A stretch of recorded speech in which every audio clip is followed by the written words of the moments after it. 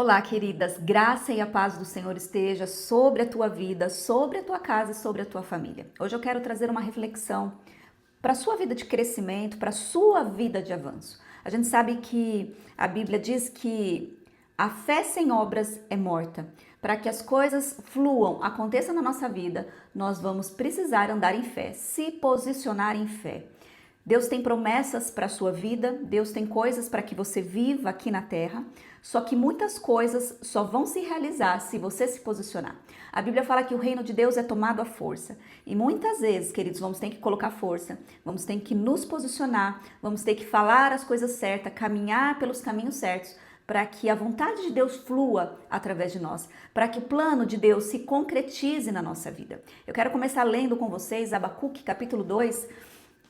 O versículo 2 diz assim: Então o Senhor me respondeu e disse: Escreve a visão e torna bem legível sobre tábuas, para que a possa ler quem passa correndo. Qual é a visão que Deus colocou em teu coração? O que você tem feito para que essa visão se concretize, para que isso aconteça? Nós muitas vezes acreditamos que Deus está no controle de tudo, então eu sento e fico ali esperando as coisas acontecerem. Ei, querido, Deus tem o controle, mas Deus não está no controle de tudo. Ele nos deu livre-arbítrio e Ele espera que nós nos posicionamos, que nós andemos em fé para que as coisas aconteçam. A Bíblia diz, eu criei, por isso eu falei. O que você tem crido? O que você tem falado sobre a tua vida, sobre os planos de Deus para você, sobre aquilo que Deus colocou em seu coração? Algumas pessoas se perdem porque elas pensam, mas a Bíblia diz que o coração do homem é enganoso. Não é assim? Isso está lá, queridos, em Jeremias, capítulo 17, versículo 9 e 10, que diz assim: Enganoso é o coração mais que todas as coisas e perverso. Quem o conhecerá? Algumas pessoas se perdem nesse versículo e falam, se o coração é enganoso, eu não vou seguir o meu coração. Mas veja, queridos, esse versículo está escrito na antiga aliança, antes do Senhor nos dar um novo coração. Veja, os homens da antiga aliança, os homens da antiga dispensação, antes de Jesus vir, eles não eram nascidos de novo. Eles não tinham um novo coração recriado, um novo coração. Olha o que diz em Ezequiel, capítulo 36, versículo 26. Esse era o desejo do Senhor para o seu povo. Darei a vocês um coração novo e porei um espírito novo em vocês. Tirarei de vocês o coração de pedra e em troca darei um coração de carne. Veja, as pessoas antes de nascerem de novo, antes de reconhecer a Jesus como seu Senhor e Salvador, elas têm o coração endurecido, elas têm um coração de pedra, como diz a Bíblia. Elas não nasceram de novo. Quando nós aceitamos a Jesus, quando nós nascemos de novo, foi nos dado um novo coração. Foi nos dado o Espírito Santo que agora habita em nós. Então, o teu coração, agora que você é nascido de novo, ele é um coração sensível e contrito para aquilo que o Senhor tem para a sua vida. Quando a Bíblia diz coração, está falando do espírito do homem. O nosso espírito está conectado com o Senhor através do Espírito Santo. Então nós temos um novo coração. Quando diz que o coração é enganoso, está dizendo, queridos, para um povo de uma antiga aliança que não era nascido de novo, de um povo que realmente tinha um coração endurecido, que dependia de regras, da lei para se submeter às coisas certas. Hoje a lei foi totalmente trazida para uma só lei, que é a lei do amor. Como nós temos um coração sensível, como nós temos o Espírito Santo que habita em nós, queridos, nós não precisamos de um monte de regras, porque as regras já estão em nosso coração. Andar em amor, andar em perdão, andar, queridos, como Cristo andou aqui na terra, para nós não é para ser difícil, porque nós temos um novo coração, nós temos o Espírito Santo que habita em nós. Então veja, qual é a visão que você tem? Qual é o desejo do teu coração? Qual é, queridos, aquilo que o Senhor colocou no teu coração? O que você tem feito para viver essas coisas? Olha o que diz em Salmos 37. Deleite-se também no Senhor e Ele concederá os desejos do teu coração. Talvez você tenha aí desejos sobre a tua vida financeira, talvez você tenha aí desejos sobre a tua família, sobre a conversão dos teus filhos, sobre a conversão do teu marido, talvez você tenha aí desejos, queridos, profissionais de crescimento, talvez você tenha desejos ministeriais, talvez Deus colocou desejos em teu coração e você está sentado ali esperando, Senhor, é a tua vontade? Se está em teu coração, queridos, provavelmente veio do coração de Deus e chegou ao teu coração.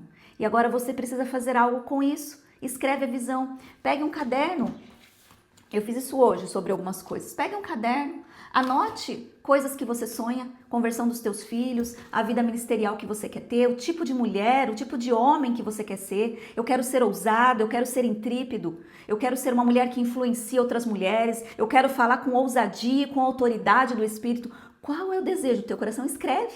Escreve bem grande para que você possa ler. Quando você lê isso, queridos, você começa a declarar: eu criei, por isso falei. Lembre-se do versículo: eu criei, por isso eu falei. O que você está crendo? Você está crendo que tua vida vai ser uma derrota, que você vai acabar os teus dias enfermos? Ou você está crendo em vida e abundância? Você está crendo em poder desfrutar dos teus netos aqui na terra, de viver em saúde divina, em longanimidade de vida, em ser um sucesso na tua profissão, em ser um sucesso ministerial? E quando eu falo em sucesso, queridos, é porque quando somos um sucesso, nós glorificamos a Deus. Você que é pai e mãe, você quer ver o seu filho derrotado? Você não fica orgulhosa quando o seu filho é um sucesso? Quando ele tira boas notas na escola e você pode ir lá e dizer: meu filho, ele tem estudado bastante. E os outros pais vêm até você: nossa, seu filho tira notas boas na escola. Você não fica orgulhoso disso? Você não se alegra com isso? Queridos, se nós nos alegramos, imagina Deus, quando nós somos vitoriosos, quando nós somos pessoas de sucesso aqui na terra. Deus tem sucesso para a tua vida, mas muitas vezes nós estamos limitando Deus porque as nossas crenças, a nossa religiosidade tem paralisado o projeto de Deus para a nossa vida. Escreva a visão que Deus colocou em teu coração. Escreva. Todo dia vá até ela e ore sobre ela. Diga: obrigada, Senhor, porque eu já posso me ver. Queridos, pinta o cenário daquilo que você quer viver. O quanto você precisa para viver bem financeiramente. O quanto você precisa, queridos, de recursos para poder divulgar e propagar o evangelho. Do quanto você precisa, queridos, de recursos que sejam, queridos, materiais, que sejam espirituais. Pai, eu preciso falar melhor, eu preciso, Pai, me posicionar melhor, eu preciso disso. Coloca, escreve a visão. Sabe, você serve a um Deus grande, um Deus poderoso, um Deus que nos faz mais que vencedores. Sabe o que é ser mais que vencedor? Cristo venceu e pegou a vitória e entregou em nossas mãos. Isso é ser mais que vencedor. Cristo pagou um preço para que você tivesse uma vida e não parou só em uma vida, falou uma vida e uma vida em abundância. Esse é o preço que foi pago pela tua vida. E o que você tem vivido? Sabe? Papai fez de tudo para que a gente pudesse viver bem, e eu não estou dizendo que estamos isentos de aflições, de perseguições, não, porque Jesus já nos alertou sobre isso. Mas até onde a tua fé vai? O que você está crendo é o que você vai viver. A Bíblia diz que o poder da vida e da morte está na língua. O que você tem dito em relação a você? Como você tem se posicionado em relação aos problemas? Como você tem crido é o que você vai viver. Hoje eu trago, queridos, esse alerta para você. Escreva a visão.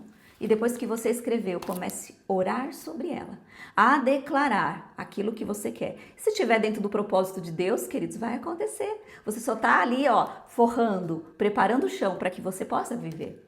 E o Espírito Santo vai te conduzir para a oração perfeita. O Espírito Santo vai te conduzir, queridos, para os desejos perfeitos, porque o Espírito Santo mora, habita em você.